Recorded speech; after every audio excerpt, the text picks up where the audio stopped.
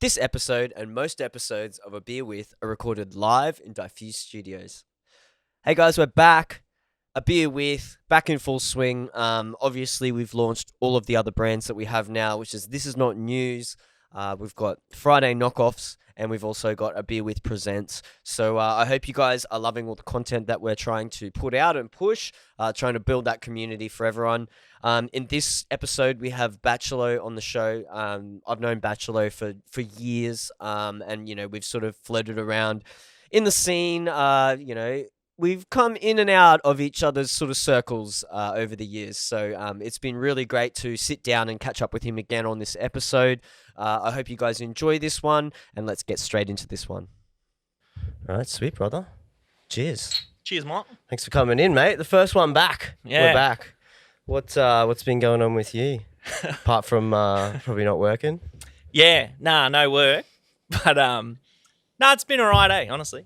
Like, it's been pretty productive, I feel. Yeah, getting shit done? Or what? Yeah. No, like, I kind of, like, at the start of it was a bit, like, kind of all up in the air going, oh, what do I do kind of thing. But, no, it was good. Like, I kind of just got back into doing a bit of fucking theory stuff, more book, bit of reading, Like music yeah. theory and reading, like, music stuff, is that what you mean? Yeah, so, like, kind of, I was going, basically, like, for a good period of, like, a week there, I was going back through just, like, my, like, little fatties, like, the whole book on it, basically. Yeah. Just, like, Oh, you've got the synthesis. manual. Yeah. Yeah. So, like, because I didn't have the original manual, but I could actually still get it from the website. So I just downloaded the PDF, and I was, like, having a bit of a flick through that. And, yeah, I was doing a bit of music theory kind of stuff, and then I was doing, like, a bit of self-improvement kind of stuff as well. A bit of self-development, mate. Yeah, mate. Any favourites, like books and shit, or any resources you liking? Well, there was, like, one, like, an older friend of mine gave me. It was, like, last year, but it's a book on, like, metaphysics. Oh, yeah. So, basically, he's in his, like, mid-60s and stuff like that, and he's come from, like, just, like, a really diverse, random background, and basically it was kind of like a bit of a biography about his life up to that point where he is now. Yeah. But basically how, like, different things kind of affected him and how he, adapted and kind of, like, how that kind of improved himself and how he then put that into his, like, his work and all kind of stuff. It's like kind of like stuff that he learnt along the way. It's not like a... Yeah, stuff like that. Yeah, cool. Yeah. And so is that someone you know? Yeah, personally. Yeah, cool. What's the book called? Can you tell us? It's called It's All About Love, but it's basically, like I said, it's to do with, like, love, your work, your relationships. It's like everything. Yeah. And then it's like a bit of a scientific background of it and how he's kind of perceived it and broken it down and stuff like that. Yeah, cool. Yeah. Yeah, nice. So you're doing a bit of self-improvement. Yeah. And what inspired the shaving or the beard often, mate? Because, everyone's doing opposites. I'm trying to get the dirty mo going, and which is... It's coming along, I think. It's getting there. But what inspired the shaving of your facial hair off, mate? Everyone's doing the opposite, and you decided to do that. Well, at least it wasn't my head. I've got to keep that going. It's looking pretty good. I even washed it for you today. Yeah, you said that. Yeah. Nice. Condition as well. Wash, condition. Do you put anything in afterwards? Nah. No. just dry it. No, just air dried it and then gave it a bit of a brush before I walked out the door. Yeah, nice. The beard, it gets to a point, man. It's not like a good beard. Like, it's okay. But, like, like you see those guys with beards and it looks like they've literally got, like, a Lego brick and just, like, clipped it onto their face. Yeah, it's just, like, real full and thick. and just, like, man. Yeah. It gets too puby. I wouldn't know about that. It literally just gets too puby, dude. And I'm just like, nah, I look way too homeless. Yeah. And it was around that kind of... I do it, like, every, I don't know, like 3 or 4 months. I'll just shave it off and everyone's like, oh, you look like a 12-year-old. And I'm like... Man, when you were wearing your glasses when we were doing that Friday knockoffs or whatever, man, you look like Sebastian's, like, cousin or something, like Falcone, man. Like, I was just like, I thought it was him for a minute, but, like, with longer hair. I'll take it. I'll take it. I won't knock it back. Yeah, no, nice. So music-wise then, like, your little fatty, like, how long have you had the little fatty for? So, I think I've had the little fatty for, like...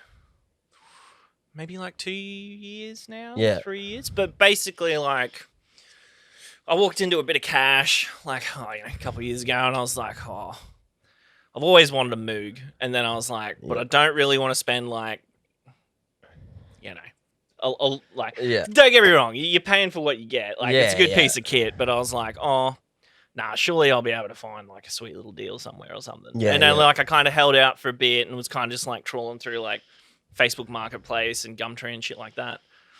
And then this like little random dude popped up with a little fatty for sale, and I was like, oh, hey mate, how you going? And he's like, oh yeah, good mate. Yeah. I was like, oh yeah. I was like, so like how much you use it? And like when I went to pick it up from him, like I said, he had like a real nice studio space. He literally just never used it. It was just like in the corner with like the plastic cover over the top of it. Like, he's like, oh, I never used it, mate. And I think he had it listed for like, I think it's like $900 or something. Yeah. And I was already like, that's pretty good. And then I was like, that's real good. And then I was like, what do you want for it, cash? For it, cash. And right dude, here, right now. Dude, he's like, I was like, I'll give you $700. $700, mate. Yeah. I got a little fatty. I was like, fuck, that's dope. That's like, really good, man, for a little fatty. It's profit. And it was and there's nothing wrong with it. It's fine. I was like, that was like so good. It was like such a good deal. And it was good too because I like the layout of the little fatty. Yeah. Because it's we're looking at the little fatty on the wall. Yeah, sorry, I'm not just pointing at nothing. Yeah, no, it's just because the layout's like a lot more simpler. Like it just I think like for like if you're just getting into like a Moog or something like that, it's a real good like, you know, entry level. I kind of the one thing that I sort of wish it had was like the cutoff and the resonant peak. I wish they had a knob each. Yeah, you know, like because you got to switch between the one knob for the cutoff. Yeah, that's the one thing. It's like, if you want to like, you know, fuck, it gets a bit weird, kind of like flicking through them because like you'll go from like one side to the other side, and then you're like, yeah. But yeah, no, it's like anything. I think like obviously like you pay that extra fucking $1,000 and you get the big Mac Daddy, and then you got 40. And then that's it. They're just saving on components, really. It's like let's just pull half these buttons out and just put in little flashy lights. And it'll make it a bit easier. That's it. Yeah. No, but it was really good. So that was like the first one I bought, and then once I bought that, I got the mini log, the Korg mini log. Because the mini log's poly, then, isn't it? Yeah. So that one, like, basically, I had everything for like a low end kind of situation, but I was like, obviously, because it's mono synth, that it's all low, and it didn't have anything kind of like big and kind of just full, like not full, but you know what I mean, like just to fill that middle and high kind of spot in like a track or something. And then so the story behind that was I sat there and I ordered it. I put it on like pre-order at Store DJ, and then it just, I think they had either like a shortage of it or they either oversold them. Yeah. And then like it backdated for ages and ages and ages, and then and I was just like, oh, is this actually gonna come? Yeah.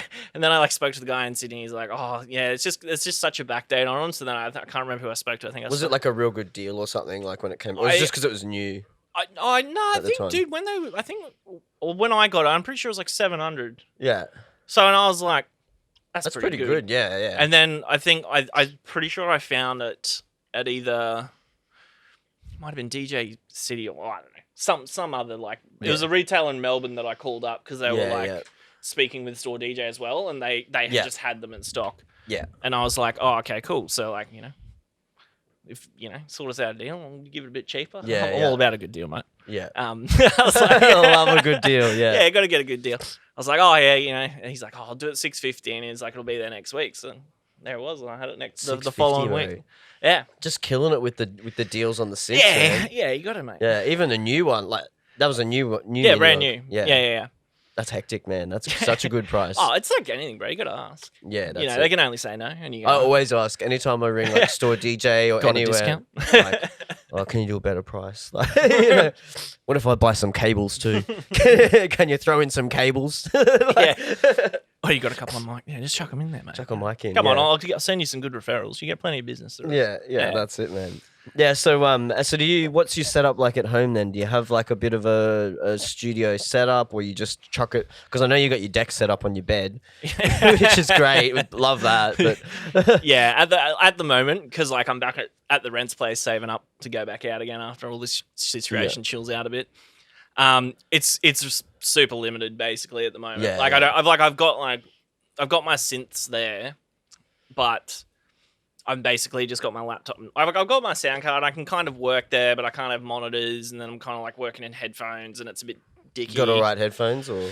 Oh no, I've just got like the V motors. Yeah. The M100s. So they're all right. They go all right. They're all right Should to be work in. useful, They're not like studio ones, but yeah, that's all good. you know, they cover the bases. But yeah, it's a bit limited at the moment in its form that it is. But you know, make it all work, and I'm just plugging away at it as much as I can, really.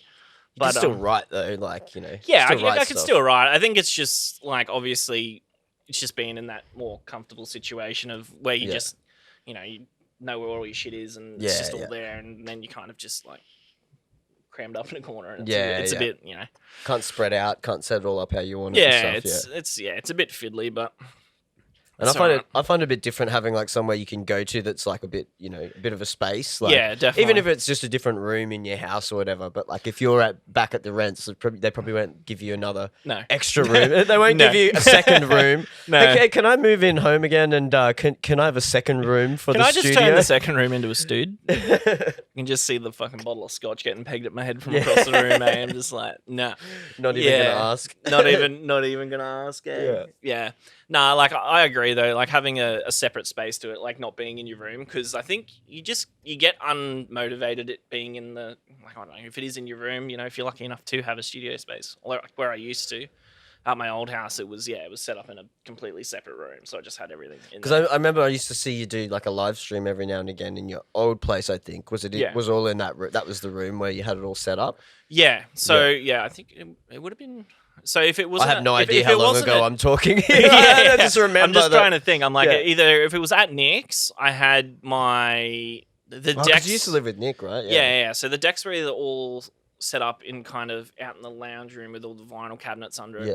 And then I had like a study corner in my room. Yeah, all the vinyl cabinets underneath it, you know. Yeah. Just with crates. I own just like crates of vinyl. 5. I probably own like 5. yeah, same. I got like 5. Nick's got like 300 or something. Yeah. But so there was like a study corner in the master bedroom. So basically, it kind of like backed out, kind of into a little spot. It wasn't too bad. Yeah. But my old house, I had a dedicated room for it, so it was like a bit better. Like I had a proper good little setup in there. That was sick. Yeah.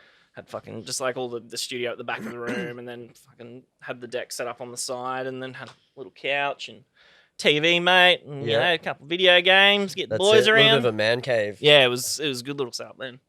Yeah, that's the thing, man. Like people have said to us, like, "Oh man, get some games in here." It's like, nah, fuck that, man. I'll just sit here and play games all day. Literally, it's the reason I don't play games. Productivity anymore. just goes.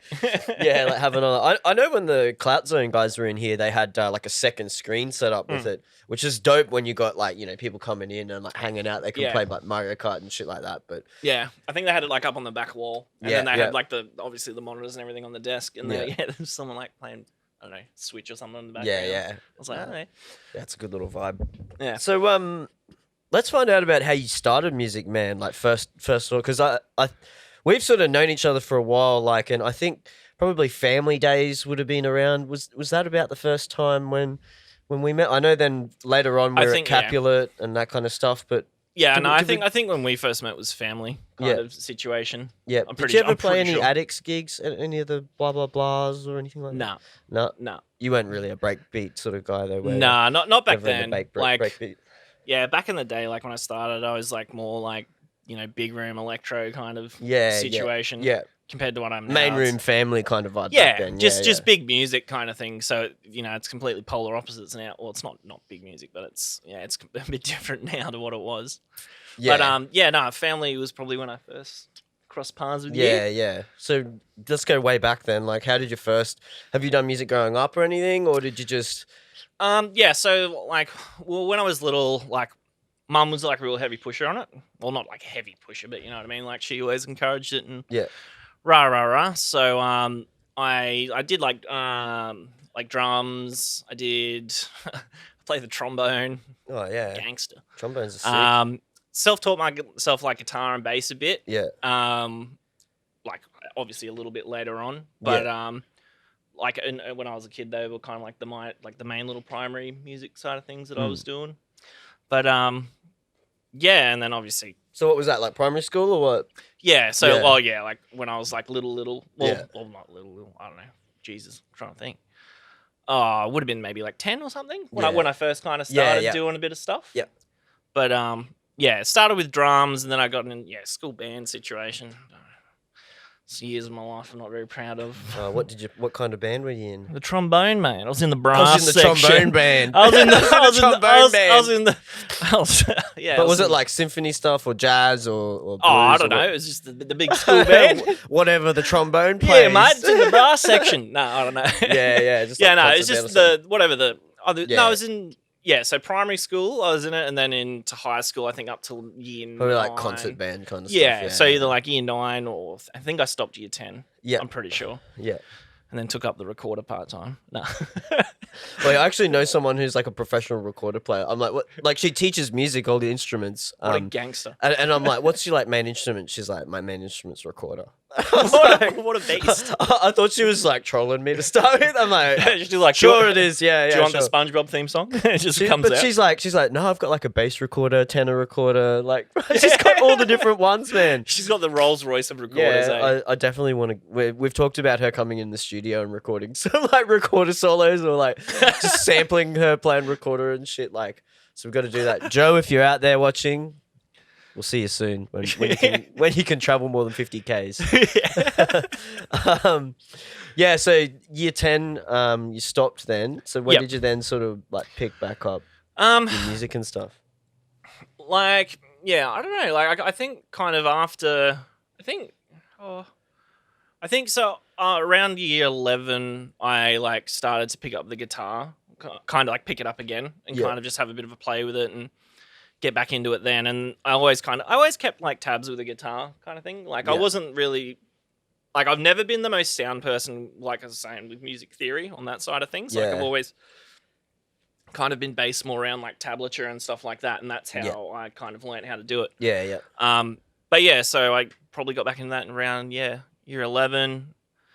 Same with the bass. Like, it was just basically just transitioning from an acoustic guitar to the bass guitar. Yeah, so yeah. it's fairly similar. There's not too many differences there. Yeah.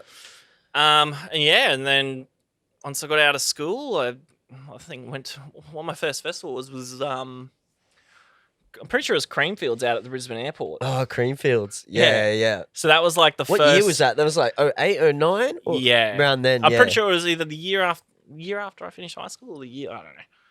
It was around that kind of time period, and that was like the first festival, and that was literally like as cheesy as it sounds. Like it was like the first festival I'd like proper gone to with like electronic There was some music. good acts. Like who played at that then? You should know. Oh, First festival, surely. So Bloody who was it? Beetroots. Bloody and that? Beetroots headlined it. Green Velvet. Yeah. Steve Angelo. Far out, man. I don't know. I think Ferry Corson was there. That one. There was a Corson. few. There was like I don't know. I'd have it's to a go long back. time ago. It's You a have lot. to get the poster. There was a few. Yeah, there was a few good ones though. But yeah, it was like I just remember like rolling in there with like all my mates, and I was just like, that is so fucking sick. That Like- was so fun. this This is so much fun. I'm pretty sure I just drank Red Bulls all day. I didn't even get on the beers or anything. I was It's so just expensive at festivals, you know. oh Like, yeah. especially I don't like, think I paid for them, but that's all right. Yeah. I'm pretty sure the boys were shouting. Yeah. Because I think they strung me into it last minute. Like I wasn't gonna go, and I think I bought my ticket off my stepbrother, Yeah. and ended up going. But yeah, that was like the defining moment. The first You're festival I went to, hooked then. and I just like I think I saw like a few people's tunes that I liked, and it was them playing. And I was just like, fuck, that's so dang. Yeah. I was like, I want to do that. Yeah. And then 2 weeks later, went out and bought like my first controller, and What'd you get? What was your first controller? oh man, I can't even remember what Back it's then, called. controllers were It was fucking. I can't even remember what the brand was, what but it was colour was like it? it was like grey. Grey? It was A dark grey or a light grey? I I know the controllers from back then. Was it a Vestax? Nah, it wasn't a Vestax. So Okay. it was like an all-in-one. So it was Yeah. like 2 CDJs and a mixer, and Yeah. you could plug in USBs. And I bought it from JB Hi-Fi for Oh. $200. That's one of the Newmark ones? Nah, it wasn't No. New York. It wasn't like a super well-known brand. Some weird one. but it yeah. was good. Like It you plug worked. USBs in, you could That's pretty dope. mix and fucking do all that kind of shit. yeah. And it was like the first little thing that I bought, and I was $200. And I remember hassling Dad for it. I was like, just let me get it, Dad. Just I know I owe you $50, but can you just chip in and get the other $50? Come on, it's worth it. It's worth it, Davo. Come on. Come on, Davo. Oh, yeah. I promise I won't move home in I 10 years' time. I won't be back, I promise. 10 years later. Nah, yeah. Yeah, first controller. So what did you have to run that through then? What software were you running that through back? So in the I day? didn't have to run it through software. Oh, because you had USBs. Yeah, so I had USBs. So basically, Yeah, I could cool. just plug it into speakers. I don't know if you could use software with it. I'm not sure. I don't think it came with all those software. controllers were MIDI map. Like I remember back in the yeah. day, it was you used to have to map all the MIDI. Yeah. It wasn't like you just plug it in and it's like, oh, it's all mapped. It works. It was yeah. like Had to go in you have and to like- go in and go press. Oh, okay, so I want the play button. Press learn and then press play. And it's like, okay, that's it. Now I want the fader on the left channel. fade. To fade. Learn.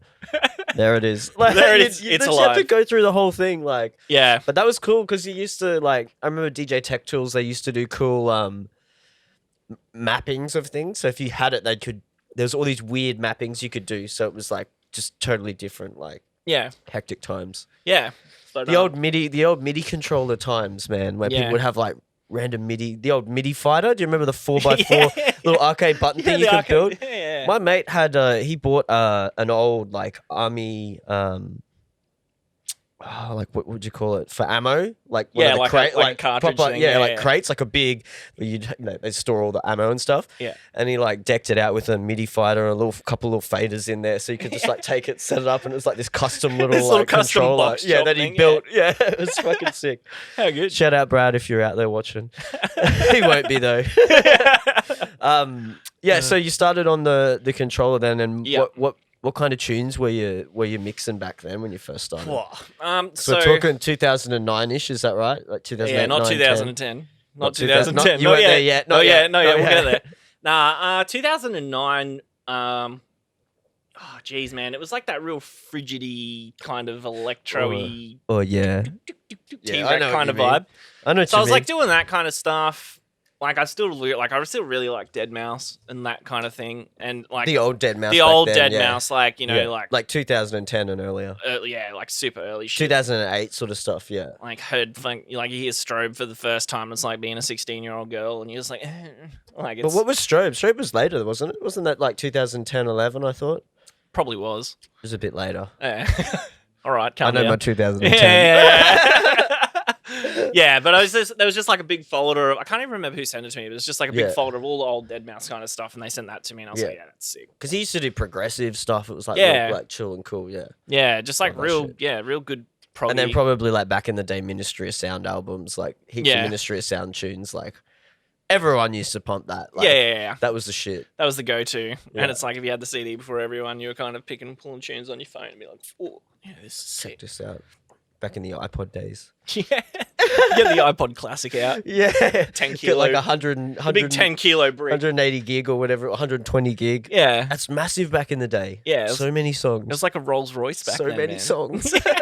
120 gigs, man. Yeah, you never run out. Yeah, so you were playing all that kind of stuff, and when was your like first like gig? Like what? How long was it when you got that controller till you sort of played your first gig somewhere? So I'm pretty. Well, Was there anything cool that happened in between there, or was it Nah, just probably not. probably not? Just Nah, probably, you in your bedroom. Probably just me in my bedroom, and then me Tweaking the doing knobs, pressing the some buttons. birthdays, and you Yeah. know, just gradually upgrading. People you Like, know. I had that controller.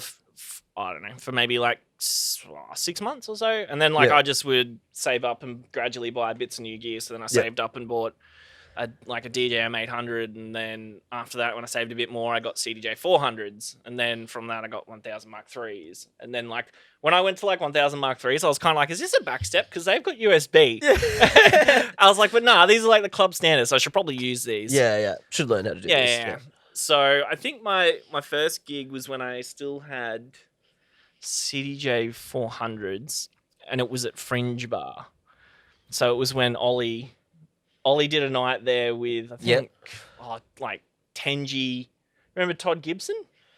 Tenji? I know the name, but I don't. You know him if You you know him. Yeah, I'll show you a photo later. You'll But know. anyway, so yeah, he kind of came in and threw us a bone, and he's like, "Oh, you know, this kid's alright." Gave him the big spiel. I was like, "Oh yeah, sick." So I'm still going. Chill out. It's a beer with, mate. Yeah, I know. Oh geez, where was I? Yeah, so First gig. Old mate, yeah, threw us a bone. Went in there to play the gig, and walked in, and they didn't tell me that like what decks that they had and Yeah. stuff like that. So I'm pretty sure they had like CDJ 800s or something, and Yeah. it was just a clusterfuck. Yeah. And like I walked up to play, and like I had a couple of mates come out, Yeah. and it was just a mess. Like tried to play like the first 3 tunes, you just Yeah. train wrecked it, and old mate's like, "Oh, gonna get someone else to jump on." Just You jump on a bit later, and I was like, "Yeah, too easy, bro." And I was like, "I'm just going out for a ciggy," and I bailed, and I just went bailed, home, bro. yeah. I was like, Just "Nah, full embarrassed. I fucked it." Yeah. So hard. I fucked it. I fucked it. Yeah, That's the worst feeling too when you fuck the first gig Oh, because you think bro. the world's ended. Oh, You're man. like, oh man, I'm done. I can't. I'm no good. That's it. I give up. No, yeah, it was pretty embarrassing, because I had a couple of mates there and my missus and shit, and I was like, oh fuck, can I do this? The thing is, like back then, like we didn't have like the phones and all the technology as much to like just record, like what I mean. Yeah. Now everyone, if you did that now, like you'd have like 10 people who have that on their phone Yeah. forever. What the fuck, man? Yeah, it's on Instagram tagging you and shit. Yeah. Oh yeah, so basically that was like my first introduction to Clubland. Was a complete fucking backfire. And then after that, I got introduced to Murray Brown at Electric Playground. It was back then. Electric Playground. That was at on that. Yeah, so it was where the like, church was. Holy Moly and all that is now. Yeah. That strip there. Yeah. So it's the bright side now. But so it was Electric Playground in there. So I went in there and spoke to Murray Brown about just becoming a promoter or whatever it was at the time, just obviously to get my foot in there. And I was a promoter at Electric Playground for, I don't know, a little while. And So then, what was the vibe with promoting back then? Because like, was it guest lists? Was it yeah. like what did you used to get for So it promoting was- back then? It's just interesting to hear. Because you look at what promo is now, and to be a promoter at a club or whatever. Yeah. What was it back then? So it was. What did you have to do? So What did you get for it? What did you get? So we got, from memory, it was, so whatever it was like a certain number you had to hit. It wasn't too crazy back then, Yeah, because it was like a busy kind of time anyway. So Yeah. generally you could get your 20 people in there or whatever it was. And I think basically you just got paid with like either like a $50 bar card. You Yeah. might have, if you got a bit more, they'd give you some cash as well or something Yeah, like that yeah. along those lines. But It's a little bit more probably like flexible. yeah. Sort of, it wasn't so much like this is the structure. Yeah. You hit this, you get this. You hit this, you Yeah. get this. This is like It's like working for like a commission. Like, Jesus. Yeah. You're like, no, you did good tonight, bro. Here's $20. You did good, man. You did good, man. You did good. Yeah, so basically I was, just a promoter at EP for a while.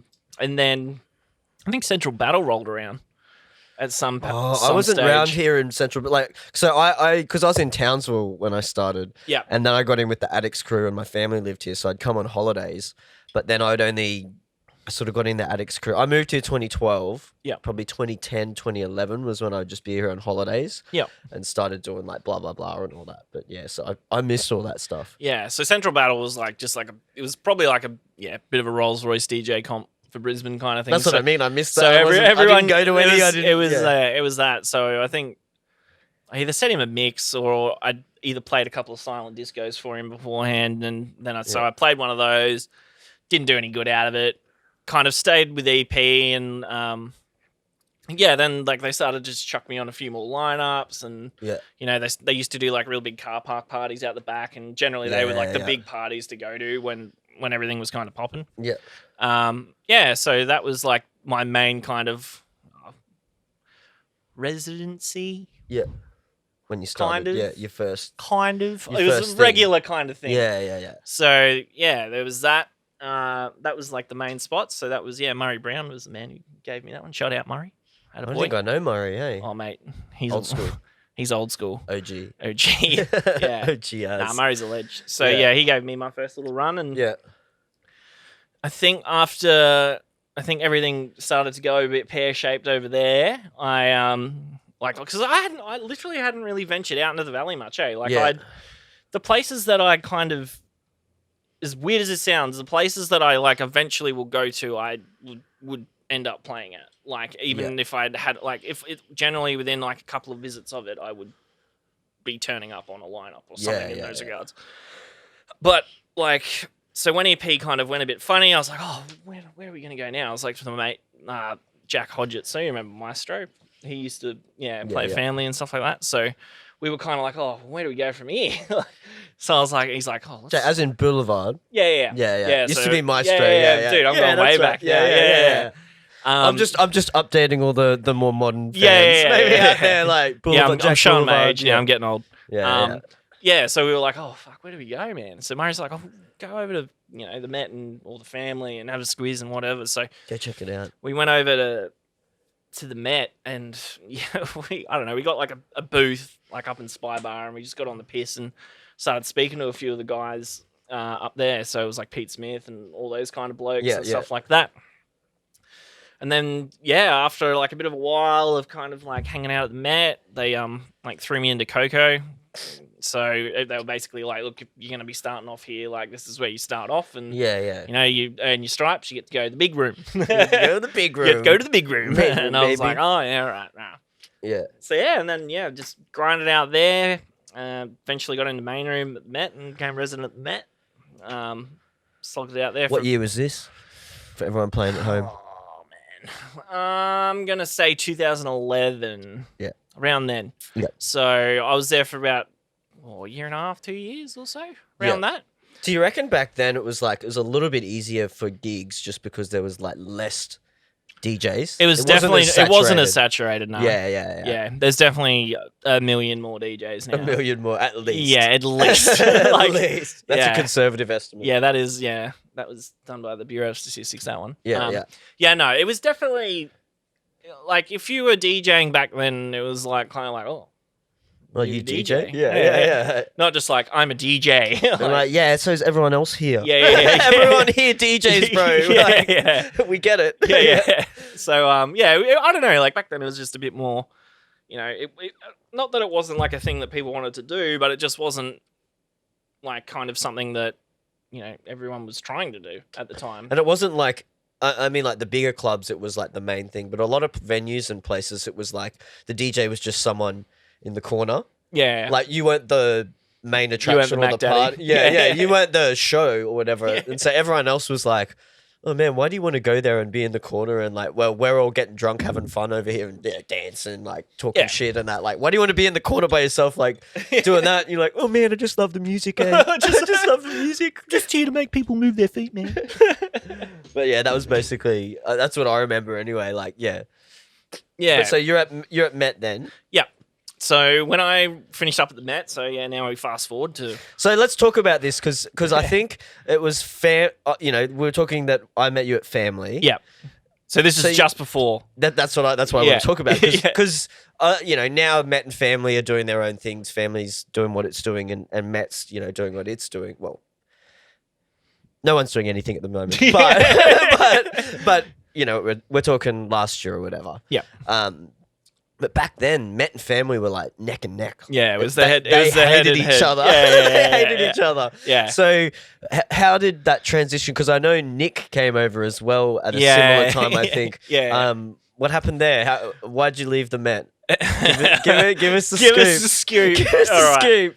No, I'll give you a bit of a scoop. All right. So, back then, basically, new ownership took over, which is Revelry now. Yeah. So it's Hugh and Trent and all those boys and Morgan Baker. I didn't really see too much eye to eye with Morgan. Yeah. He, for myself, I just thought he played a bit of favourites with, his mates and would kind of start to book them. And the guys that have been there for a while kind of just, we just gradually kind of started to fall back off the roster a bit and stuff like that. And I just got the shits with it and basically bailed.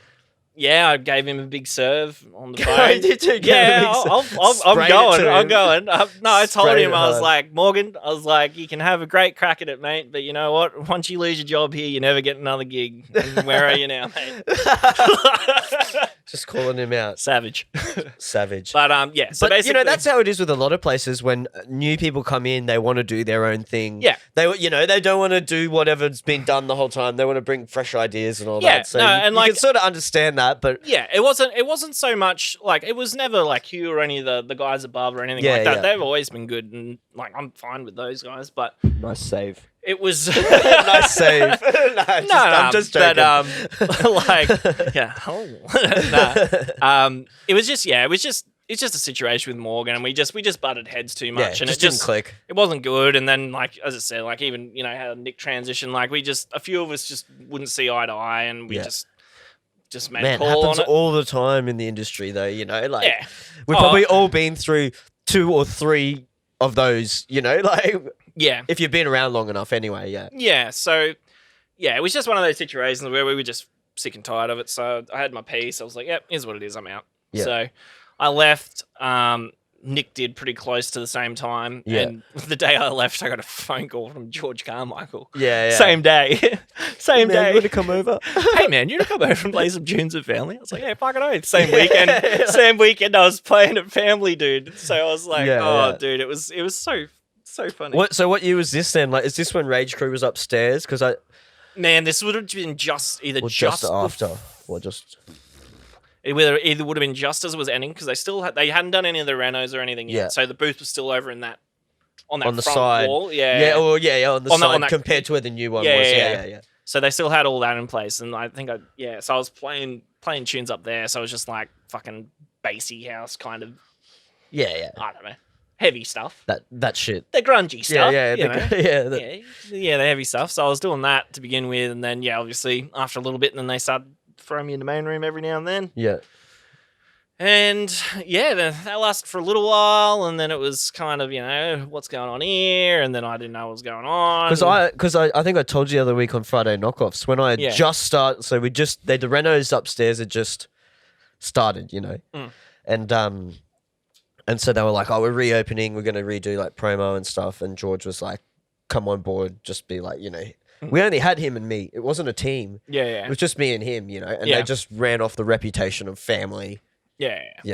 People come, because it was family, and so I remember going into a meeting it was pretty early on, and like them like talking about all the DJs and the and I just started, so I hadn't seen anyone play or anything.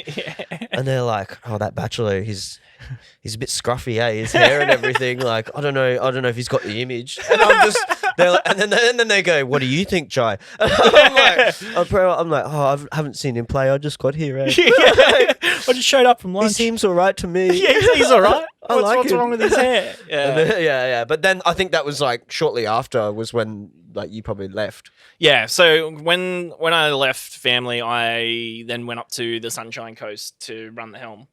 So basically So did you move up there for that, or how did that happen? No, so I didn't. I literally was like staying on my mate's couch for like, I don't know, 3 nights out of the weekend. So Thursday, Friday, Saturday. Is this in the sunny coast or here? Yeah, no, on the sunny coast. So basically I'd drive up to Mooloolaba on Thursday, because it was a Thursday, Friday, Saturday. And I'd just crash in my mate's couch, or he'd have like a spare room, and I'd just crash there and do my thing at the club, do the bookings, and it was me and Bronte then, so we were doing the bookings. So what, you didn't live there? No. So you're still living here? I was still living here, yeah. But no one knew. Everyone assumed that I was living on the Sunshine Coast. Everyone was like, "Oh, so how's the coast, man?" And like it would start off conversations like that. I was like, "Yeah, it's a sick place to visit, but I'm not. I don't live there." Right? And everyone's just like, "Oh, I swear you live there." I was like, "No, I just work up there a lot." Yeah. So then I went up the coast, did my dash there.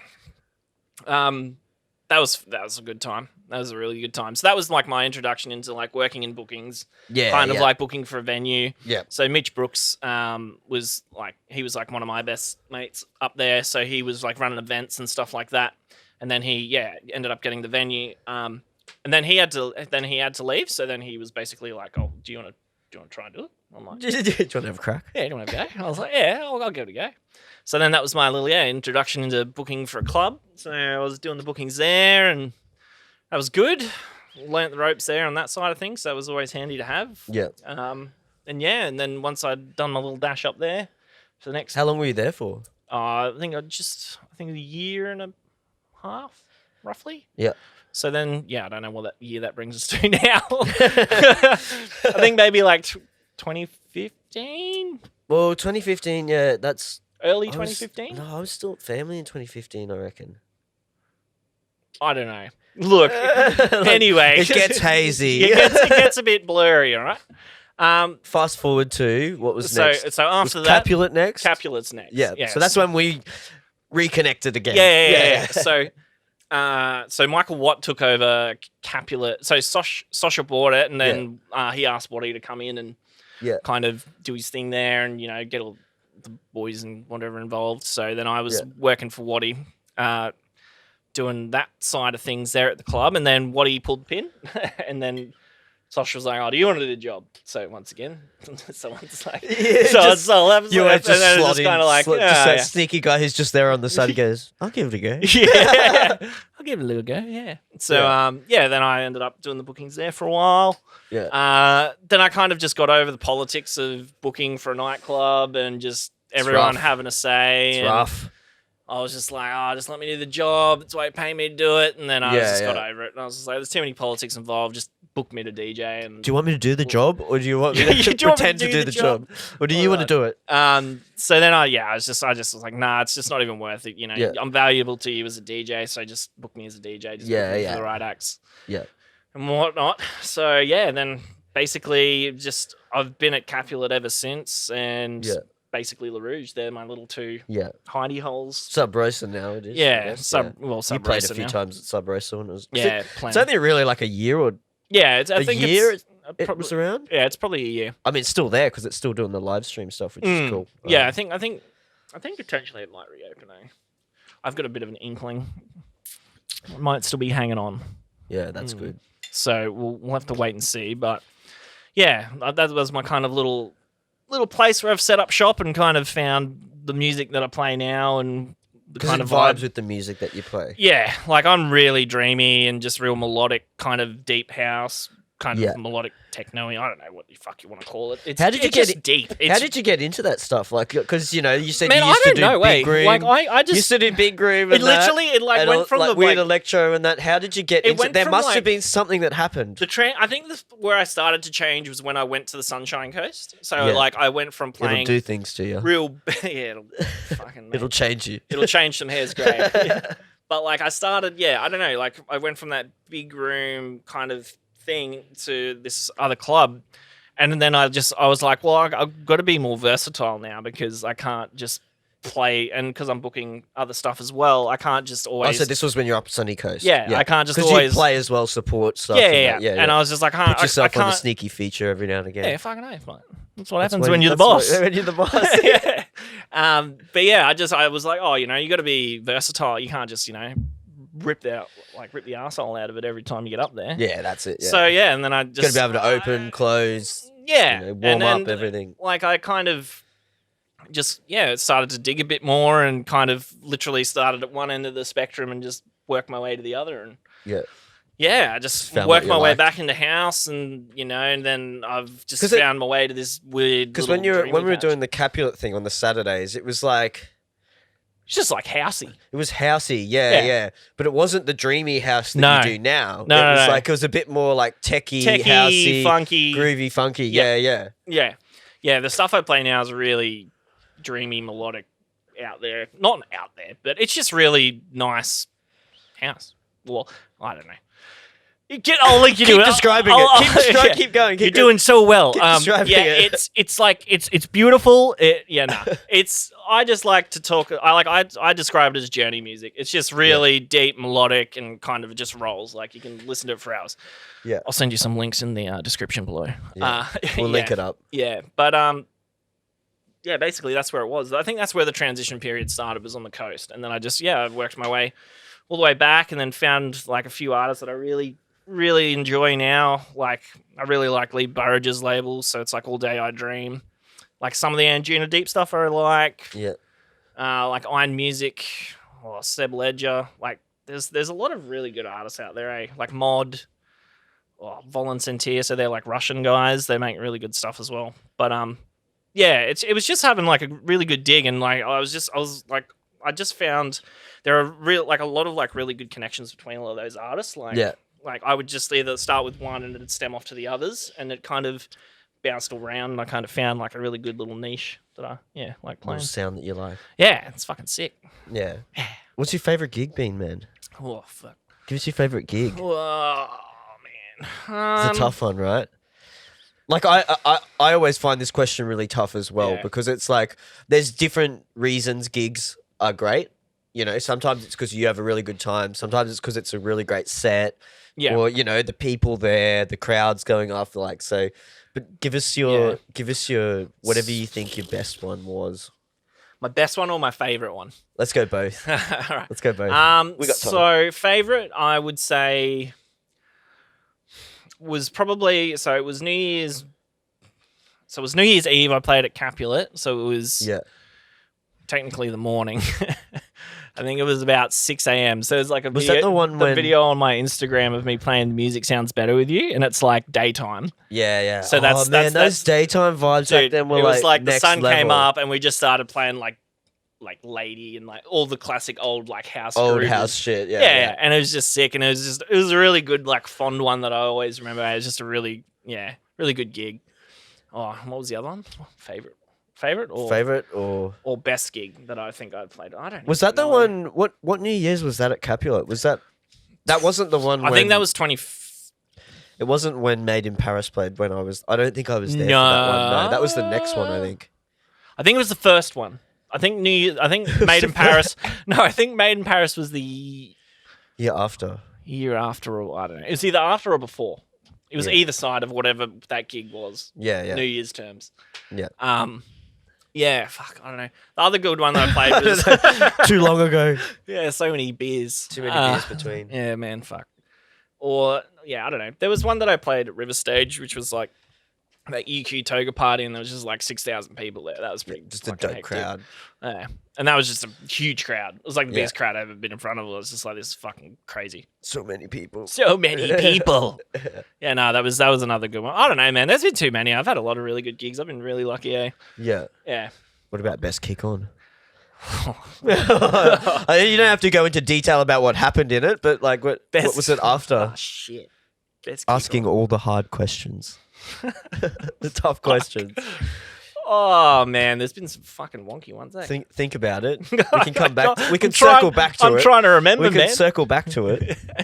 Oh, dude. Oh, there was. I can't remember. I think it was when we did our decoded party. Yeah. At Capulet after that night. So I think that was just a good loose night. So we started off and we were having champers or whatever at the apartment. And yeah. Got fucking loose, and then they're like, "Oh, you gonna like start in like fucking 30 minutes? Hey, you're gonna get you an Uber." I was like, "Yeah, probably." Yeah, you should get there. Fucking rolled in there, just like plugged it in, played me tunes, and just that was just a really good night. It was just like a good like everyone was just like really happy. From the start to the beginning. It's good when the kick on, just a really good vibe. When like the kick on kind of starts before the event, but then the same people who were there before the event end up there after the event. Yeah, kick on, like it's like the kick on started before the event. Yeah, and it just kept going, and then you're like, oh, right, kick ons. Oh, it's the same as before. But this has been happening the whole time. We're just messier.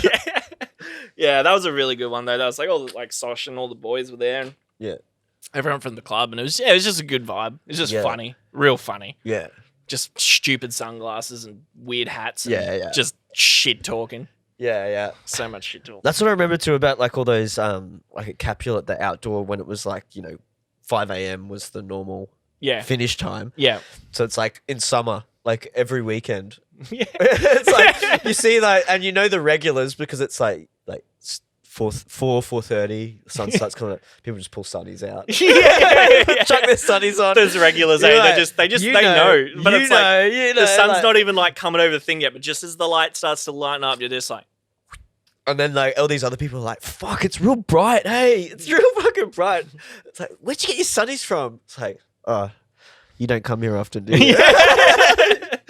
It literally got to a point of where I like would keep a like pair of sunnies in my like DJ bag just in case. I would always have like a backup pair if things were gonna get a bit weird. There's some of my favorite videos, like the like videos of like Capulet when it was like it's daytime, the club's packed, there's people like on the booths and stuff dancing, and everyone's just loose as fuck.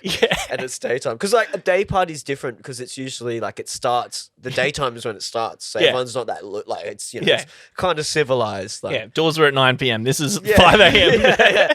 So everyone's just loose. Just so like, rotten. Eh? Oh, it's so good. Yeah, they were. There's some good times, man. There's been some good memories there. It's been a great little spot. you know. So hopefully, outdoor stuff. just a different dimension to the scene in Brisbane. Just this, you know, sick outdoor club with fucking good sound system. Yeah. I hope they say that sound system. Yeah. Yeah, I've only played there once, and the sound system's sick. Yeah. It's fat. I know. Actually, I'm a sound system snob now, so it's like because I've just been so used to playing on that. Whenever I go somewhere else now, I'm just like fucking. I don't mind Pro with the function ones, but it's different. I think for the music that you play, the Voids would be better. Yeah, I think it's different. Yeah, different like high-end systems are better for different music. Yeah, you like know? function ones, I find are a little bit more mid to high range, like where like your Voids are a bit more of a low push kind of system. I don't know. I'm not a fucking sound engineer, mate, but I'm just like from the things that I've like from listening to different systems over the years, like you know, a function one I find is a bit more mid than lower end, where like a Void system is just like a real punchy long. And back in the day, they on the Voids at Capulet, they didn't run Pioneer mixer either. They had the they had the zone. They had the zone. Yeah, I missed that mixer. That was a great mixer. I did it. That was with that analog like low end. The low end's like just it was warm just, and fuzzy. Yeah, it's like a different. Yeah, it's like a warm. I don't know how to describe. Like it's like a warm piece of toast. When people ask like, well, like, oh, what's the difference between like digital and analog? It's like it's just warmer. It's so hard to describe. I'm like, it's warmer. It's like a sound thing, but it's not. It's more like a texture thing. It's a laid sound texture. It's a texture. It's a. I don't know how to describe it. It's No, I because that was the only reason we had to use that was because they forced us to use it. They wouldn't let us bump in another mixer. Yeah. Like Sasha was like, no, you can't. No, we're using that. I brought in because I was bringing in like an 800 or an 850 or a 900. I don't know. One of those mixes in between. Yeah. And they're like, oh, you know, bloody just use the fucking zone. I was like, none of us are from Europe. We've never used this. We're all new to this, mate. Like, this is like driving a Tesla for the first time for us. And he's just like, where's the effects, bro? Yeah, I was like, where's the echo? There's only a filter? Like, what's going on here? But no, like, dude, once I got on that mixer, and like I worked that thing out, like, fuck me. It's a good mixer. And then I was like, dude, I've been lucky. I've like the zone. I've used the zone. I used the Model 1, and I used the V10. Shane bring in some of those? Yeah, so Shane, I'm lucky. I've been on the nights where he's brought him in. So the Model 1 and the V10, the new one I use. What's the Model 1 like? Yeah. It's good. No, it's good. Like, I like the V10, don't get me wrong, but I think it's just almost like overkill, isn't it? Oh, it is, but it isn't. Like, it's just more of a...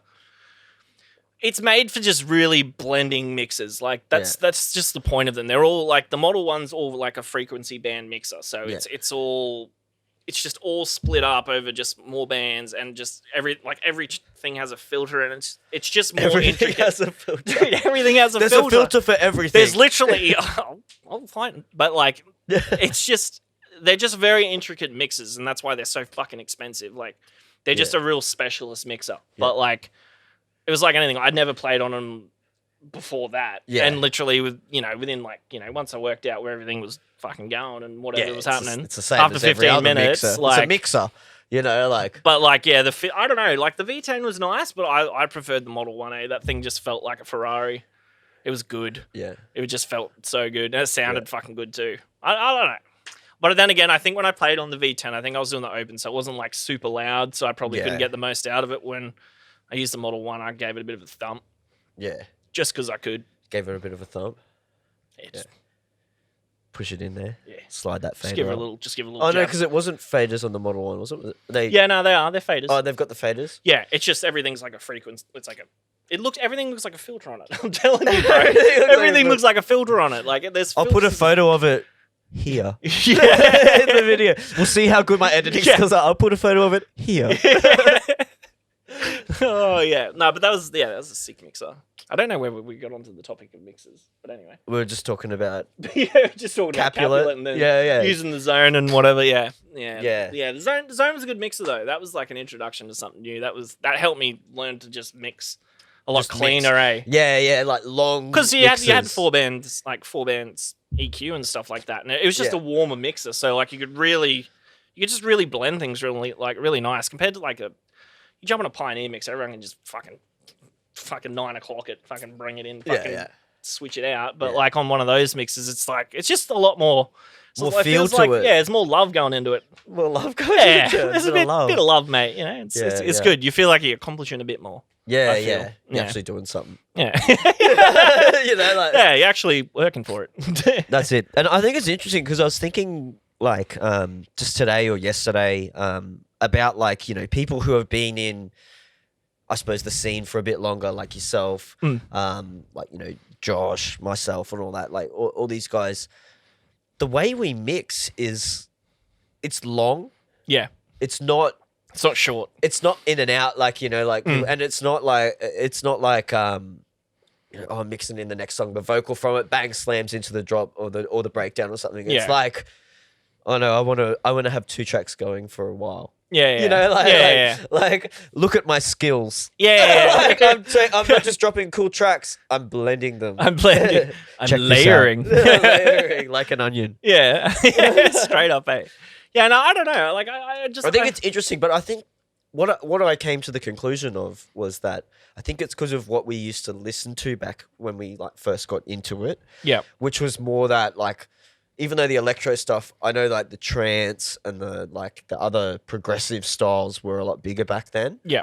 And so because we sort of grew up on that progressive sort of vibe, which was very much that long mixing and stuff. Yeah. I think now we do that, whereas a lot of the newer guys, you know, like all these new genres and stuff like trap and all that, these bass genres and stuff are very in and out, like, you know, slam very it hard. quick. It's like 50 tracks in an hour or something. So it's stupid. like, yeah, it's interesting when I've now done back-to-backs with like newer guys and stuff. It's like, oh man, they're banging them out. it's like, oh yeah, I've like mixed this tune in, like, you know, like a cool blend between it, and then give them the headphones, and it's like, oh, now we're into their tune. All of a sudden, it's just straight onto their, like, whatever they're mixing. It's like, oh, okay.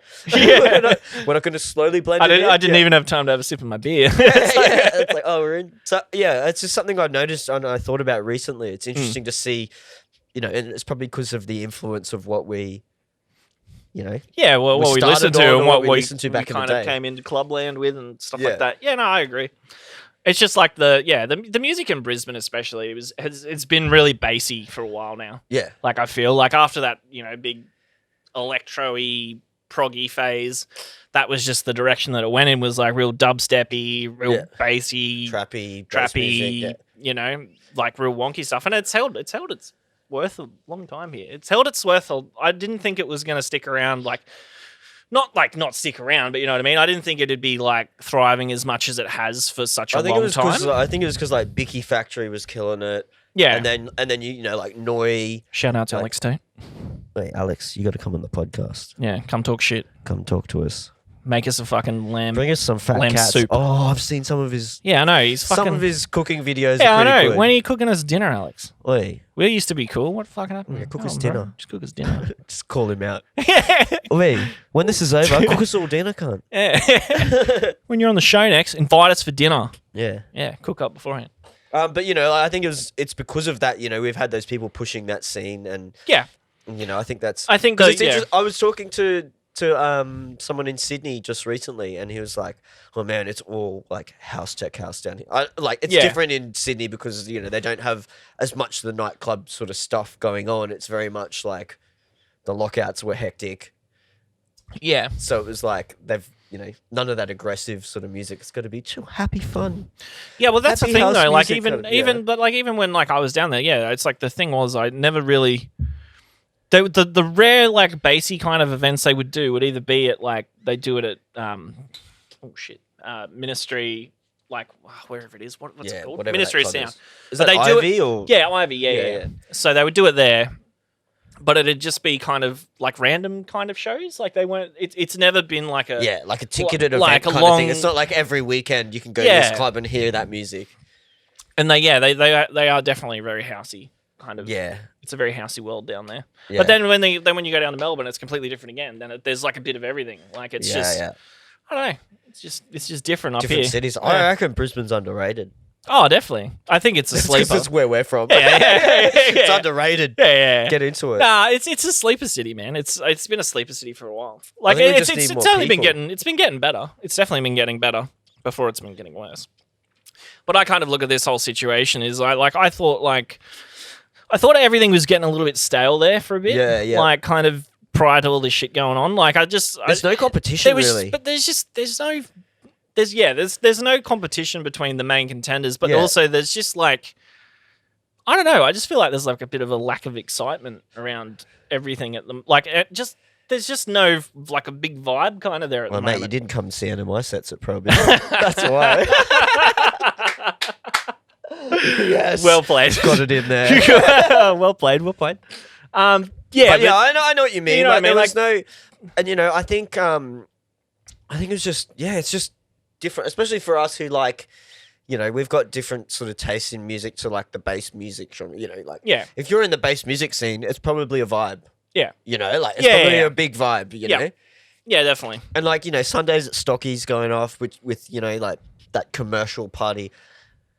Man, it's all about community these days. That's what I've realized. Like, every venue and club and night that does well is about community. It's like when we had the Capulet thing going, it's about the people who like that music, but it's because of that they're got similar vibes. They like a similar, like kind of thing.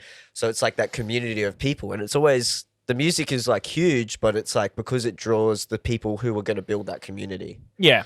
And I think we've had a heap of separate communities for a while. Yeah. And that's why it started to get stale. Whereas it used to be a little bit more like, everyone was sort of like down with everyone. Whereas it was sort of, now it's a bit cliquey again. A bit cliquey, but hopefully this will sort of bring everything back and everyone will sort of connect because again. that's what I think it'll happen.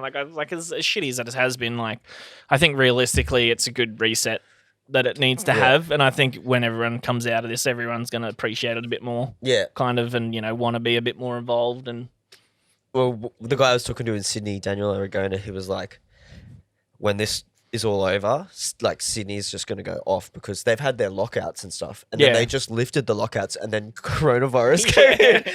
So he's like, perfect reset. Yeah. Like everyone's going to be keen to party. Lockouts will be removed, and we'll like. Everyone will come out and we'll be like, oh, that's right. This is what it's like to have a This is what it's like to go out again. This is what it was like. Oh yes, let's pump it up. Like, so I think as much as it's definitely sucks for so many people, I think there's going to be some positives. Oh yeah, definitely. It's like anything. There's always good with bad, bad with good. So it's even like I know. I think it was last weekend on Friday Knockoffs. Kate was saying, and Friday Knockoffs has got so many different genres of people who do different things and have different vibes, and people come in and out of the nights, and I think it was great because she was saying that a lot of us know each other, but we never like hang out because we're in different scenes, we do different things and stuff like that. Whereas this has sort of like brought us together because it's like, oh, we can all just hang out because we're not doing anything. We're not all going to the club that we love, because we want to listen to this music. We're all just hanging out. Like, Definitely. It's cool for that. Yeah, no, it's been really good. Like I've definitely enjoyed it. It's been a fucking hoot. Just had to get the Friday Knockoffs plug in there. Check it out. Join tonight from 6 p.m. Yeah. Check it out. But yeah, I think it's going to be interesting. What do you reckon's going to happen when we go back? Like when give us your prediction. Oh, I think it's going to be good. Yeah. But what do you think it's going to be? Is it going to be? It's going to be a slow release. Like they'll have limited numbers in venues first. Is that what you reckon will happen? Yeah, like I realistically look at it. If you're in ScoMo's shoes, what would you do with the nightclub industry? I would probably hold off, to be honest. Yeah. Like realistically, like when you look at it, like people our age are the ones who are like, fuck, we're old, eh? Yeah, I know. Like 20s to your 30s, mid 30s, like that's kind of the age bracket of where the people are most susceptible to the problem, and they were saying like a lot of people are silent carriers in that kind of bracket, so it's like cram 3,000 people in a nightclub, fucking that's a pretty quick way for shit to hit the fan. But and I understand that, but like. I was speaking to Damien and stuff like that about it, and like realistically, we don't like. I honestly don't like. They're saying now, we might be open in a few weeks, and it's not going to be. I don't think so either. I realistically, if they're September, open, like sort of time, man, I reckon I'm calling like November, eh? Yeah, I reckon it's going to be late. Yeah, because it's like if you open them soon, like we're coming into flu season where shit's going to get real hectic. Like everything overseas at the moment is because it's in winter. It's just where like flues will thrive and grow and spread their wangs. And if you want to know more about that, go and watch This Is Not News with Why Tamworth. We talk about this.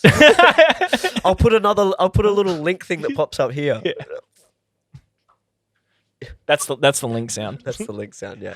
Yeah. Because we talk about that on that interview. He's a virologist. Oh. He knows his shit. Yeah. Yeah. Anyway, continue.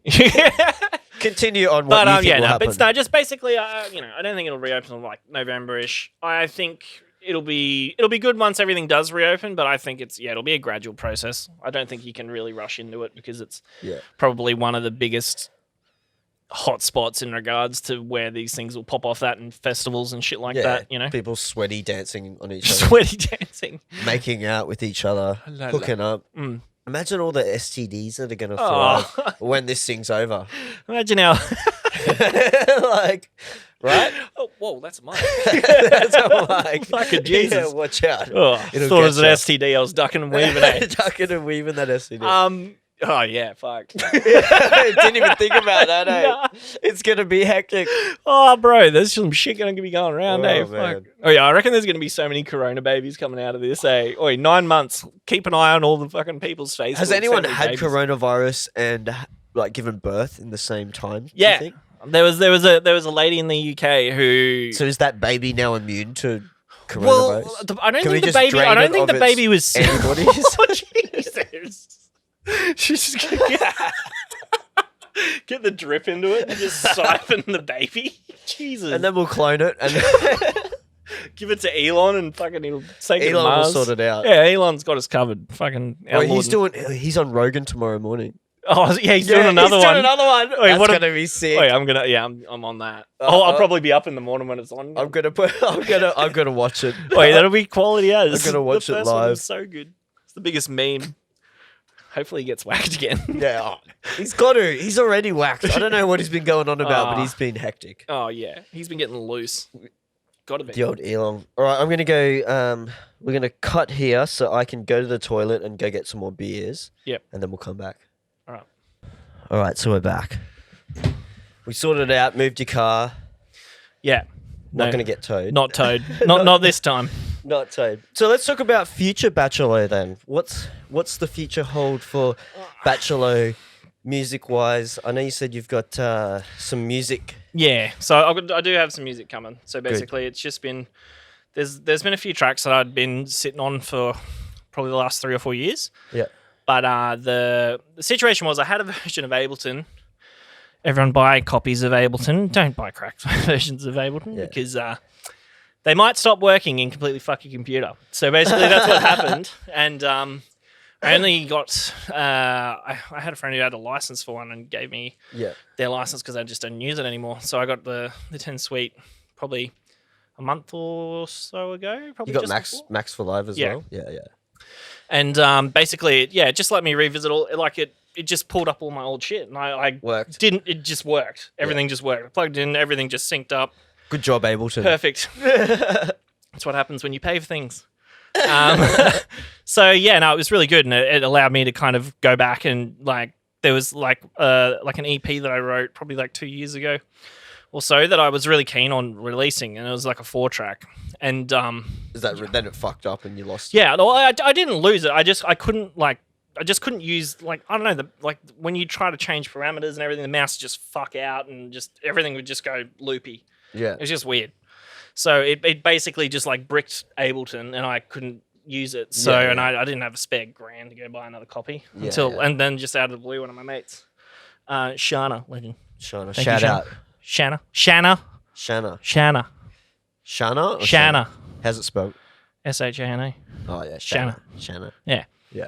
Yeah, she hooked me up with a copy. So that's allowed me to go back in there and kind of restructure everything, and I wanted What vibes are we talking about in this? Just deep proggy, dreamy kind of stuff. Yeah. Similar what you do. similar vibe. Yeah, It's what I'm doing now.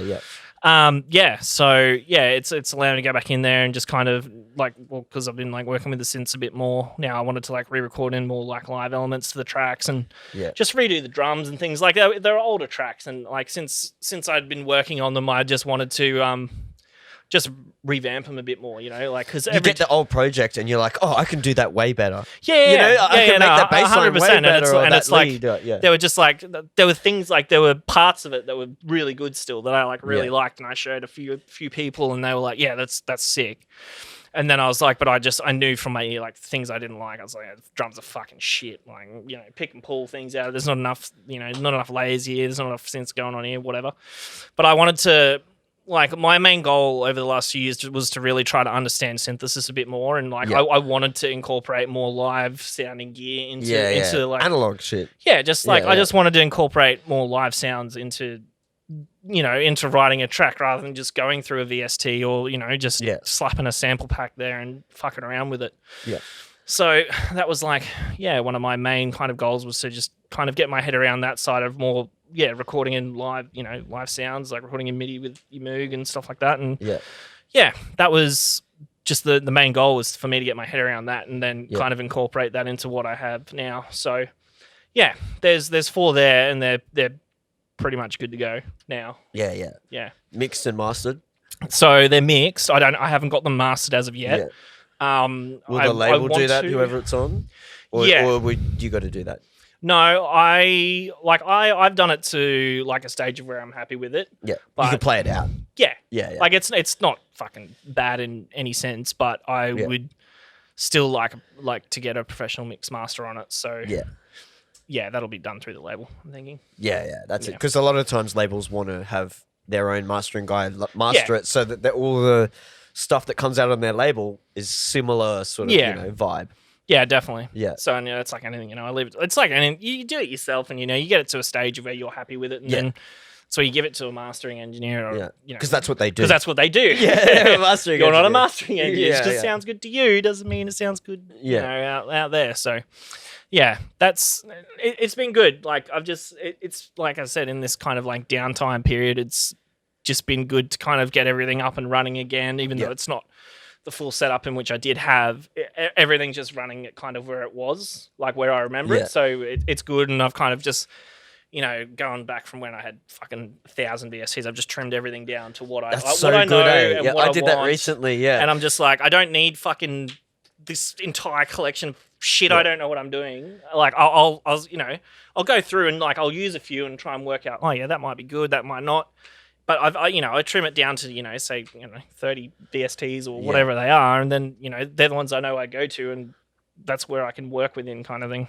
That's because, like, when I redid my one, like, I've got Native Instruments complete, and it's got, like, 6 piano plugins. Yeah. And they're massive. Yeah. Like, because it's all sampled. Yeah. So it's like, it's like 4 gig for the library of it. And there's 6 of them. I'm like, man, I only need 1 piano. I don't need a symphony of pianos. I don't need all the pianos. Like, just find the best one. So I think it's refreshing to do that. Like, do a cull. Like, it's good to try out plugins and stuff, and stay up to date with all the new stuff. And this one's cool. You could do this, blah blah blah. But it's good to cull as well, I think. Yeah, well, it's like you need to have your go-tos, and once you know your go-tos in and out, then that's where you should look to try and start implementing new ones. And just gradually start working through to complement it. Yes. Yeah. To build around it kind of thing. Like it's you gotta know the gear that you have to start with and then build off it. That's why you gotta read your manual, like you were talking about earlier. Read the manual. Bring it full circle. Yeah. Read your manual. Except the Moog manual's about fucking 600 pages. This fucking thick. It's massive.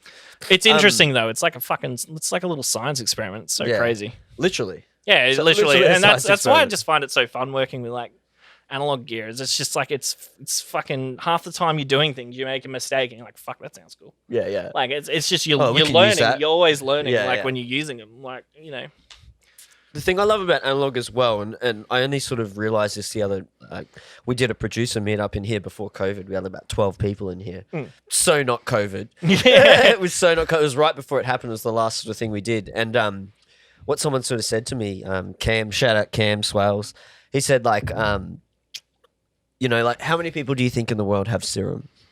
You know what I mean? Like, you know what I mean? Yeah. And so that's like a sound. Now, how many people in the world do you think have a little fatty Moog?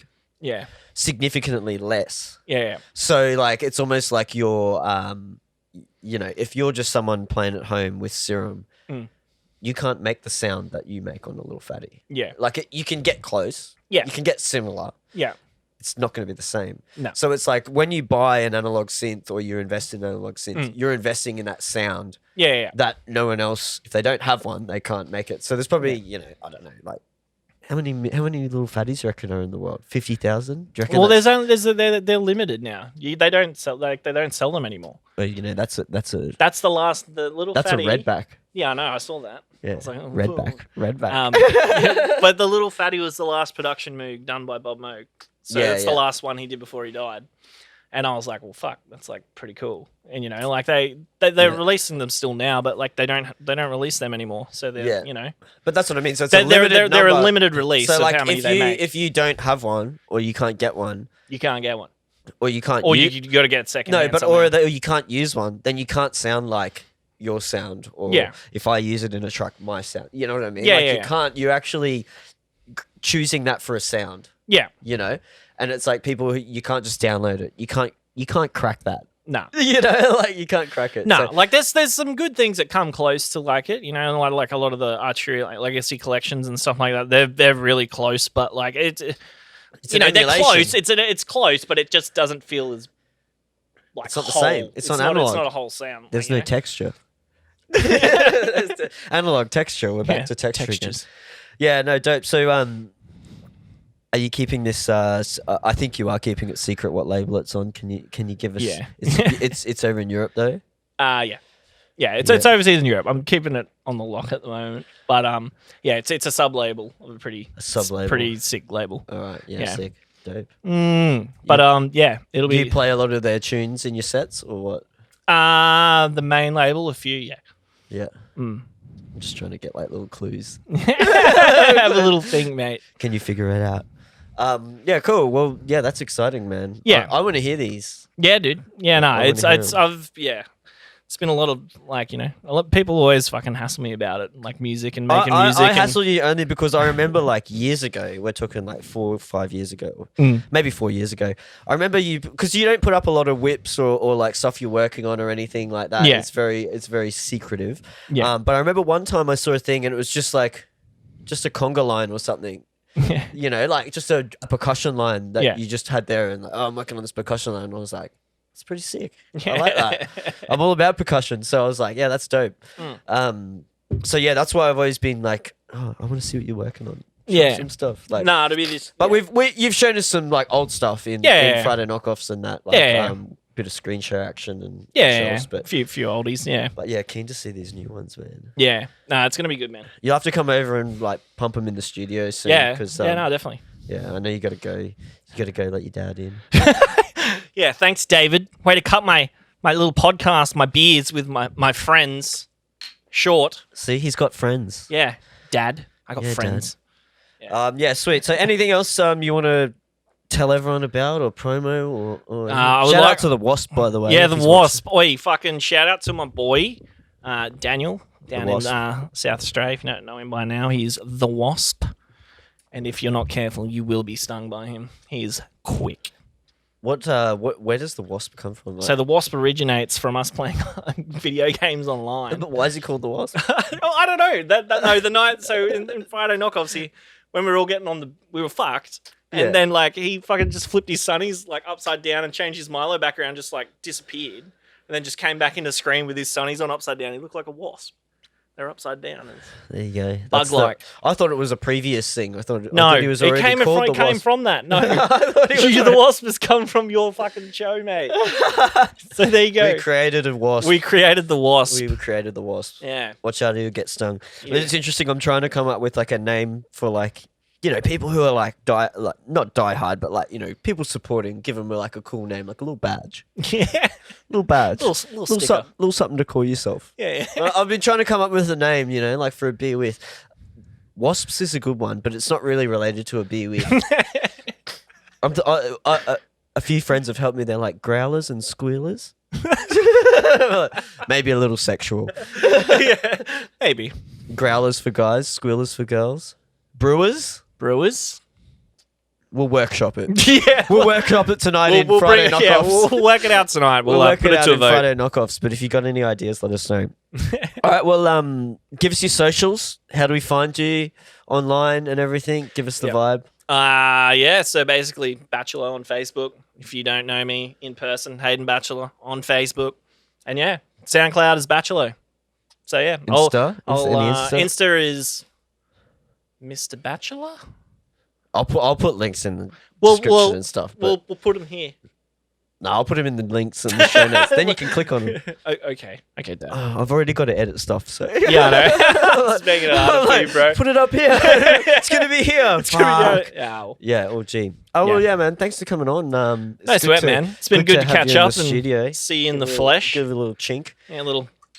But But yeah, it's been good, bro. we'll probably see you tonight on Friday Knockoff. Oh, you'll fucking see me. You'll see me, mate. Have you? What do you got? I've already got my red sorted. 3 bottles. So we're going it- McGuigan. Can you give us a review when you? Oh, yeah. tonight? Yeah, We'll fuck give it. it. We'll Yeah, do a yeah, review. I'll do a review. I even got in review. early this week. I went in on Tuesday. I bought a 6-pack. A 6-pack. Yeah, 6-pack of wine. You've already had 3. No, I haven't. You said you only got 3 left. Yeah, no, but there's 3 on in the back on the shelf on the rack, which is Dad's rack, not mine.